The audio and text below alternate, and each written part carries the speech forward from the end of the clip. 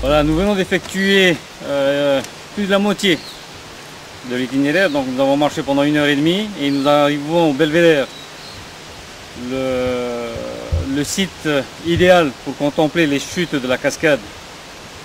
Donc vous avez une chute qui fait à peu près 150 mètres et on va marquer une pause.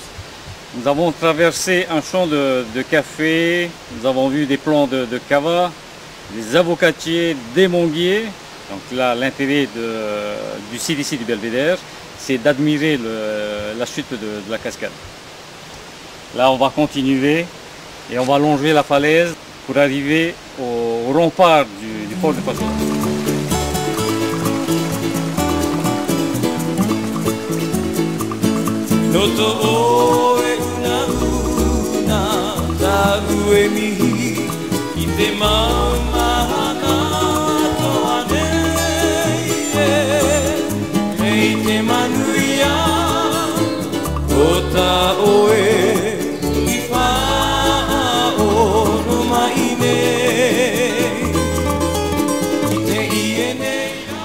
Là, nous sommes arrivés à l'entrée de la forteresse.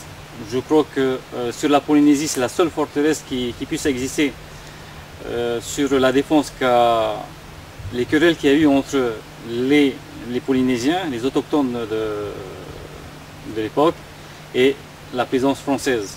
Donc, avant qu'on soit sous le protectorat français, dans les années 1840, il y avait encore des poches de résistants polynésiens qui ne voulaient pas être sous le régime du protectorat français. Ils étaient beaucoup plus sous la tutelle, si on peut parler de tutelle, des Anglais, des missionnaires anglais. Et ici, ils ont constitué avec l'aide des Anglais, de quelques Anglais, ce rempart que vous voyez ici, afin de s'opposer aux militaires français. Donc les militaires sont arrivés par le sentier par lequel nous sommes venus et ils n'ont jamais pu franchir ce rempart. Alors que les autochtones n'avaient que des moyens rudimentaires comme des pierres pour se défendre et les marins n'ont jamais pu rentrer dans le fort. La seule façon de pouvoir reprendre ces Polynésiens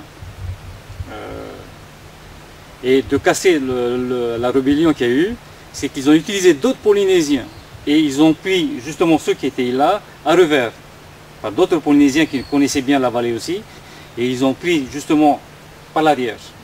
Voilà comment ça s'est passé et nous sommes à partir de 1840, il y a eu justement ce traité d'annexion et nous sommes passés sous le régime de protectorat français. Voilà ce qu'on peut dire. Nous allons avancer un peu plus loin pour vous dire qu'ils avaient de quoi résister pendant un certain temps, puisqu'ils avaient leur garde-manger, qui était confectionné carrément sous un amas de cailloux bien aménagé.